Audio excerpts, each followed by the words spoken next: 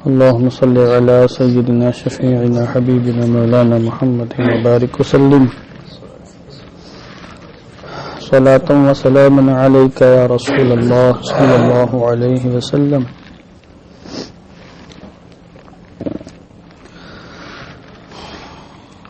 کتاب الجنائز باب ما جاء في النهي عن ضرب الخدود وشق الجيوب.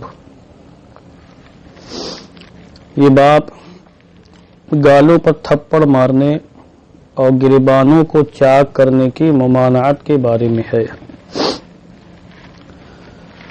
گالوں پر تھپڑ مارنا یعنی اپنے گالوں پر، دوسروں کے گالوں پر تھپڑ مارنا تو ممنوع ہے ہی، اپنے گالوں پر بھی تھپڑ مارنا ممنوع ہے. اسی طرح دوسروں کا گریبان چاک کرنا ممنوع ہے، اس میں تو کوئی شک نہیں. آدمی اپنا گریبان بھی چاک نہیں کر سکتا. زمانہ جاہلیت میں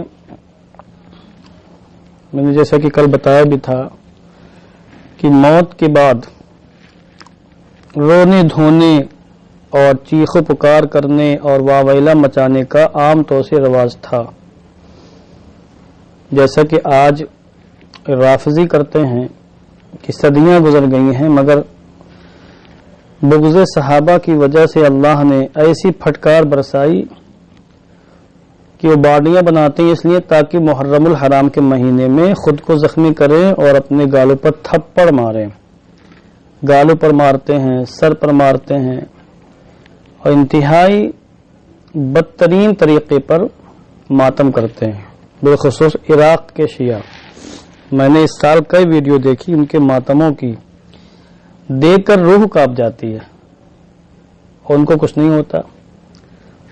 اصل پاگل بھی نہیں ہوتے ہیں، اپنے دماغ پر اتنی تیز ضربے مارتے ہیں سر پر، ہم لوگ ہوں تو کام تمام ہو جائے.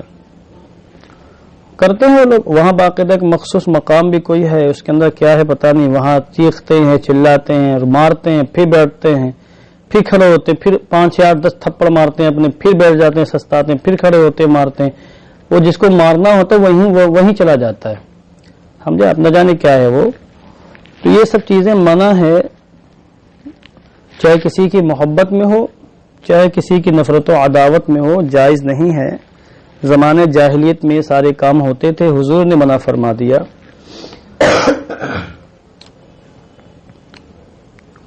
جب میدان کربلا سے قافلہ یزید کی سپاہیوں کے ساتھ روانہ ہوا، پہلے کوفہ آیا، تو وہاں پر جب اہل کوفہ کو معلوم پڑا کہ ایسا ایسا ہو گیا ہے اہل بیت اطہار کے ساتھ، اس طرح کی زیادتی اور اس طرح کے مظالم ہوئے ہیں، تو وہ عورتیں خواتین جو ابن عبید اللہ کے ڈر سے گھر میں گھسی تھی، جن کے باپ شوہر میدان میں نہیں آئے، بزدلی دکھائی موت کے ڈر سے اور حکومت کے ڈر سے اور خوف سے، تو ان کی خواتین نے پھر واویلا مچانا شروع کیا. جب حضرت زینب کو دیکھا تو روئی بھی اور بالوں کو بھی انہوں نے کھولا، گریبان کو بھی چاک کیا اور خوب بہت بری طریقے پر انہوں نے ماتم کیا. تو حضرت زینب نے ان کو منع کیا کہ یہ کیا کر رہی ہو، اس کی تو اجازت نہیں ہے. حضرت زینب نے سکون کا مظاہرہ فرمایا، بلکہ یہ لوگ تو زینب کی جانب بھی ماتم کو منسوب کرتے ہیں اور ایسی سی باتیں منسوب کر دیتے ہیں کہ علمان والحفیظ. تو یہ ساری باتیں خود انہی کی کتابوں میں ہیں. کئی سال پہلے غالباً 2013 میں 14 میں ایک ہمارا مضمون لکھا تھا ماتم کی شرعی حیثیت. اس میں نور ایمان کے جو پامفلیٹ نکلتے تھے، پرنٹ ہوتے تھے، 3 یا 4 قسطوں میں اس کو نکالا تھا میں نے. پتہ نہیں محفوظ ہے پورا کہ محفوظ نہیں، تھوڑا موڑا حصہ تو محفوظ ہے. تو اس میں ہم نے انہی کی کتابوں سے بھی با حوالہ ثابت کیا تھا کہ ماتم کی شروعات بھی سب سے پہلے انہی لوگوں نے کی جنہوں نے میدان کربلا میں پانی کھانا دانا سب بند کیا تھا، جو شریک تھے اس میں. بہرحال ایک الگ گفتگو ہے. بتانا یہ ہے کہ اپنے گالوں پر تھپڑ مارنا اور اپنا گریبان چاک کرنا اور زمانے جاہلیت کی طرح واویلا مچانا کسی کی موت پر، شہادت پر، انتقال پر یہ جائز نہیں ہے. مذہب اسلام نے صبر کرنے کا حکم دیا ہے. جہاں تک ہو سکے انسان صبر کرے. دکھاوے کے طور پر بھی یہ چیزیں درست نہیں ہیں اور فطری طور پر بھی اگر صادر ہو جائیں تو بہرحال یہ ممنوع ہے، کیونکہ صبر کے منافی ہیں جس صبر کا اللہ نے قرآن میں اور رسول پاک نے احادیث کریمہ میں حکم دیا ہے. کیونکہ قلب کا جو معاملہ ہوتا ہے، قلب کو قلب ہی اسی لیے کہتے ہیں کہ وہ بدلتا رہتا ہے، اس کے حالات، اس کے قواش بدلتے رہتے ہیں. رنج و غم بھی اس پر وارد ہوتا ہے، رنج و غم وارد ہوتے ہیں، مسرت و فرحت کے لمحات بھی وارد ہوتے ہیں، تو بہت جلدی خوش ہو جاتا ہے، بہت جلدی رنجیدہ بھی ہو جاتا ہے، بہت کبھی کبھی غافل ہو جاتا ہے، اتنا غافل ہوتا ہے کہ اس غفلت سے اللہ کی پناہ، اور کبھی ایسا وہ جذبہ عبادت سے لبریز ہو جاتا ہے کہ مسیح چھوڑنے کا دل نہیں کرتا. حالات تبدیل ہوتے رہتے ہیں. کبھی انسان ایسی غفلت برتتا ہے کہ دل سخت ہو جاتا ہے، روتا دھوتا نہیں ہے، اور کبھی معمولی باتوں میں آنکھوں سے آنسو جاری ہو جاتے ہیں، نرمی اور شفقت کے جذبات امڑ کر آ جاتے ہیں. تو دل کی حالت وہی ہے. تو دل کو کنٹرول رکھنا چاہیے، یعنی درمیانی کیفیت پر رکھنا چاہیے. اس لیے مذہب اسلام نے ٹھٹھا مار کے ہنسنا منع ہے، قہقہا لگانا منع ہے، کیونکہ وہ درمیانی حیثیت سے الگ ہٹ کر ہے. تو ایک طرف دیکھیں قہقہا لگانا اور ایک طرف ہے واویلا مچانا، دونوں میں افراط ہے، ادھر بھی افراط ادھر بھی افراط. فرط و مشرت کا مطلب یہ نہیں کہ انسان قہقہا لگانا شروع کر دے، رنج و غم کے وارد ہونے کا مفہوم یہ نہیں کہ انسان واویلا مچانا شروع کر دے. درمیانی کیفیت پر رہنا چاہیے. خوشی کے لمحات ملیں تو مسکرا لینا چاہیے. ضحک کی بھی اجازت ہے، اور ضحک کا مطلب یہ ہے کہ انسان ہنسے تو اس کے کانوں تک اس کی آواز آ جائے بس، اب پورا محلہ سننے لگے تو پھر یہ قہقہا ہے، اس سے دل مردہ ہوتا ہے، دل میں سختی پیدا ہوتی ہے. اور رنج و غم کی کیفیات مسلط ہوں تو پھر صبر تحمل زیادہ یہ ہے کہ آنکھوں سے آنسو جاری ہو جائیں اور ہچکی بن جائے، یا یہ کہ بہت ہی معمولی قسم کی آواز نکل جائے، وہ روکنے کی کوشش کر رہا ہے مگر شدت رنج و غم کی وجہ سے کچھ آواز نکل رہی ہے، تو پھر یہ نوحہ میں شامل نہیں ہے، وہ فطرت کا تقاضا ہے، فطری چیز ہے، وہ اس کی اجازت دی گئی ہے، وہ محبت کی دلیل ہے، محبت کی نشانی ہے. یہاں جو چیزیں منع کی گئیں وہ دوسری ہیں، کیونکہ گریبان چاک کرنا اور چہرے پر تھپڑ مارنا انسان کا اختیاری عمل ہے. چاہے تو اس سے رک سکتا ہے وہ، اور نہیں رکا تو اس کا مطلب زیادتی اس کی جانب سے ہوئی ہے. اور آنکھوں سے آنسو کا جاری ہو جانا انسان کے بس میں نہیں ہے. ہچکی بن جانا انسان کے کنٹرول میں نہیں ہے. تو جو چیز کنٹرول میں نہیں ہے اس کا مکلف نہیں بنایا گیا کہ کنٹرول کرو، آنسو نہیں نکلنے چاہیے، خبردار، کیونکہ انسان کے کنٹرول میں وہ چیز ہے ہی نہیں. مگر اپنا گریبان چاک کر دینا، بالوں کا حل کروا دینا، کپڑے پھاڑ دینا، سینہ کوبی کرنا، یہ ساری چیزیں اختیار میں ہیں، تو اس لیے ان سے روکا گیا ہے. اور کوئی کرے گا تو مجرم ہوگا پھر وہ، اور جو بھی ذمہ داران ہوں گے ان کی ذمہ داری ہے کہ منع کریں، روکیں، چاہے وہ قاضی اسلام ہو، چاہے وہ حاکم اسلام ہو، چاہے وہ مفتی ہو، چاہے وہ امام ہو، کوئی بھی ہو. اگر اس کے سامنے اس طرح کے معاملات ہوں تو اس کی شرعی ذمہ داری ہے کہ صحیح طریقہ رونے کا بتائیں. اس قوم کو رونا بھی نہیں آتا ہے، رونے کا بھی صحیح طریقہ بتانا پڑے گا کہ یہ طریقہ رونے کا ہے، بلکہ رو کر دکھا دے تھوڑا سا، اس طریقے سے رو.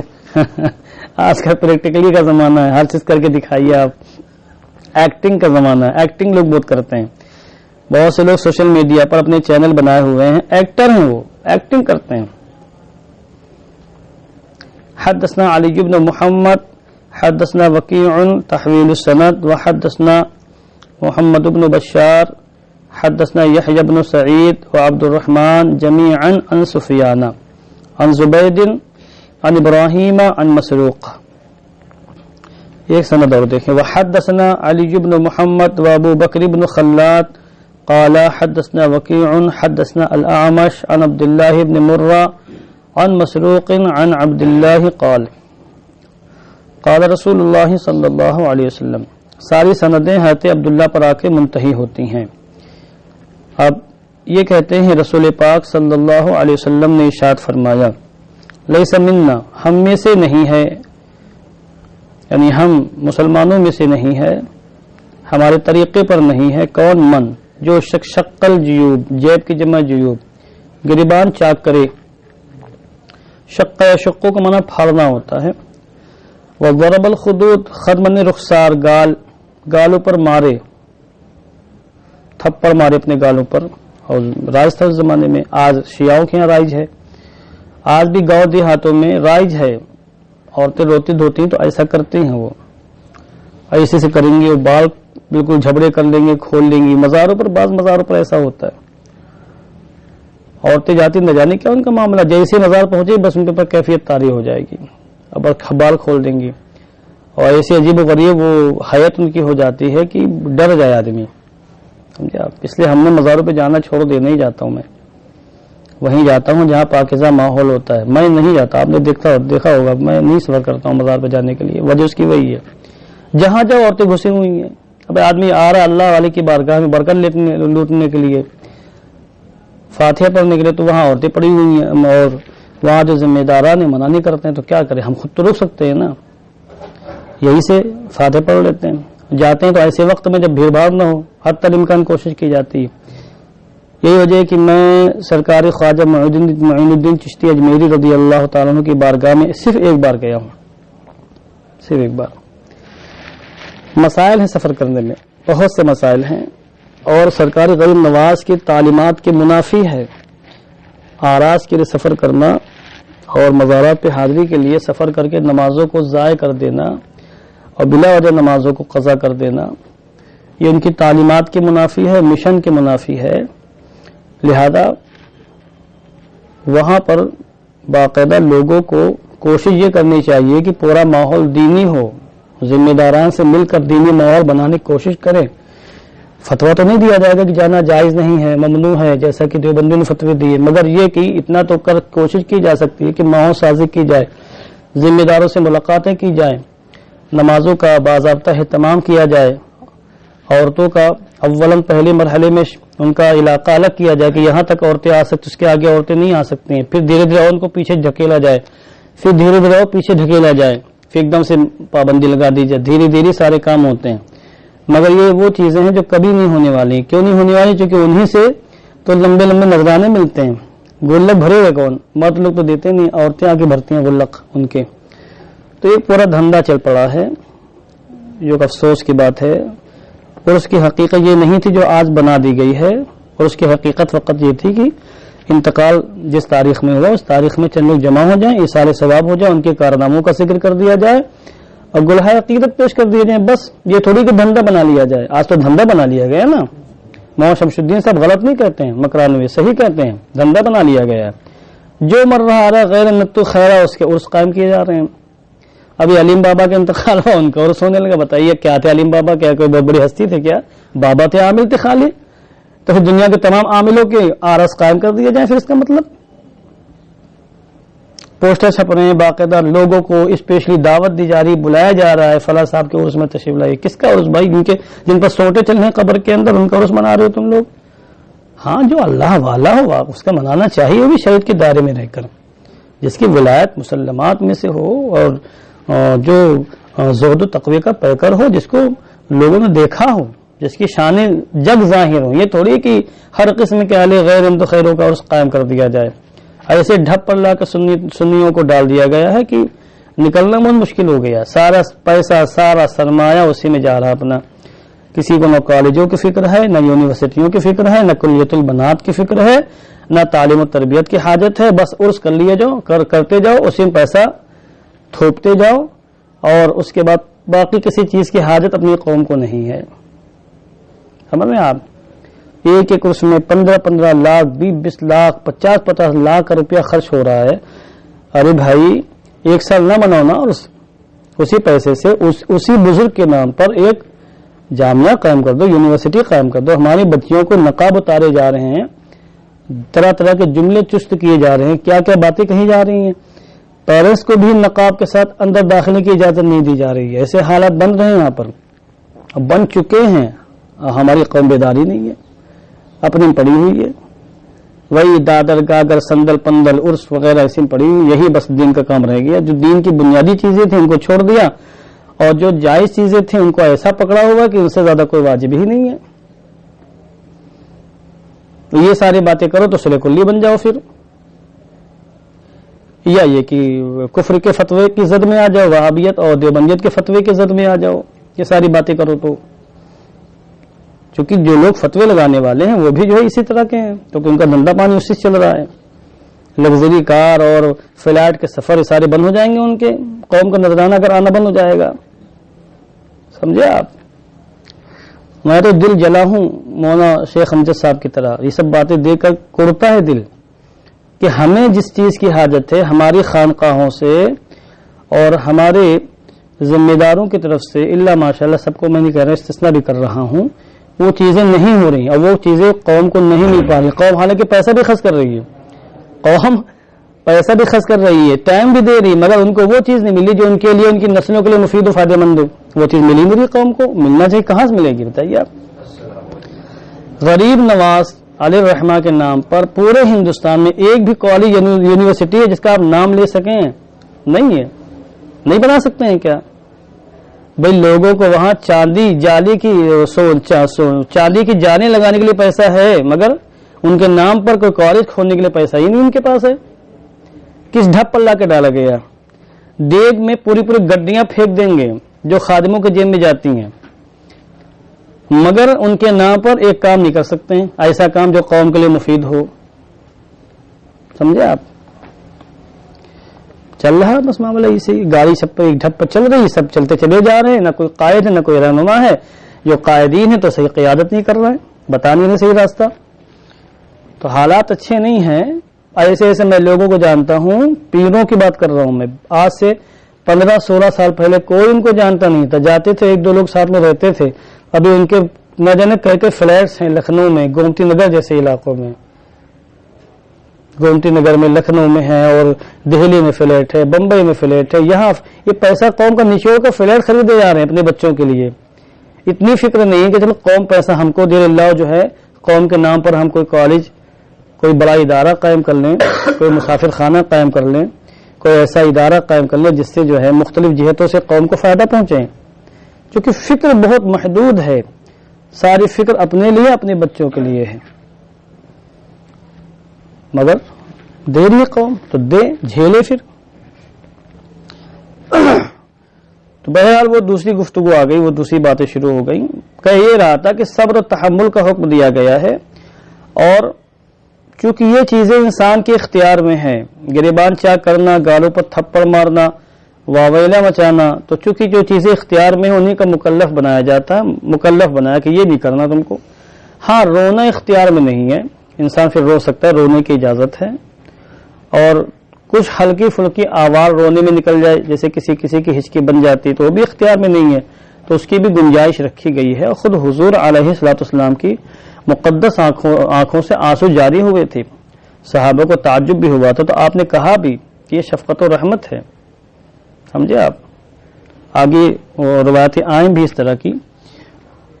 آگے دیکھیے، حدثنا محمد بن جابر المحاربی و محمد بن کرامہ قال حدثنا ابو اسامہ عن عبد الرحمن بن یزید بن جابر عن مکحول والقاسم عن ابی امامہ ان رسول اللہ صلی اللہ علیہ وسلم. اب یہاں دیکھیے کتنے سخت ترین جملے حدیث پاک میں. لعن الخامشۃ وجہہا والشاقۃ جیبہا والداعیۃ بالویل والثبور.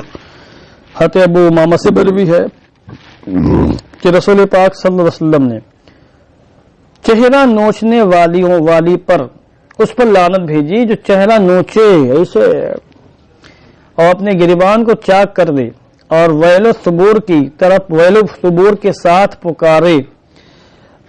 خامشہ نوچنے والی، شاقہ چاک کرنے والی، داعیہ پکارنے والی. ویل کہتے ہیں تباہی بربادی کو، ثبور کہتے ہیں ہلاکت کو. کس کو؟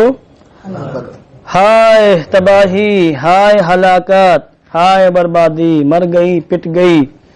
میں تو ویسے نقل نہیں کر سکتا ہوں، مگر اس طرح کے جملوں کے ساتھ چیخا پکارا جاتا ہے.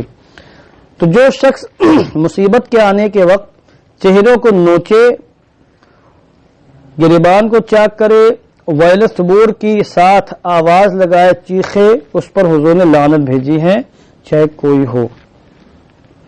لعنت کا معنی یہ ہے کہ رحمت سے، رحمت الہی سے دور. تو گویا کہ حضور نے یہ فرمایا اللہ کسی کے انتقال پر یا کسی مصیبت پر جو خاتون بے صبری کا مظاہرہ کرتے ہوئے اپنے چہرے کو نوچے، گریبان کو چاک کرے، واویلا مچائے، تو اسے اپنی رحمت سے دور فرما دے۔ اب بتائیے، جس کے لیے حضور فرما دیں اس کو رحمت مل سکتی ہے؟ نہیں مل سکتی، بہت بڑی بات ہو گئی ہے۔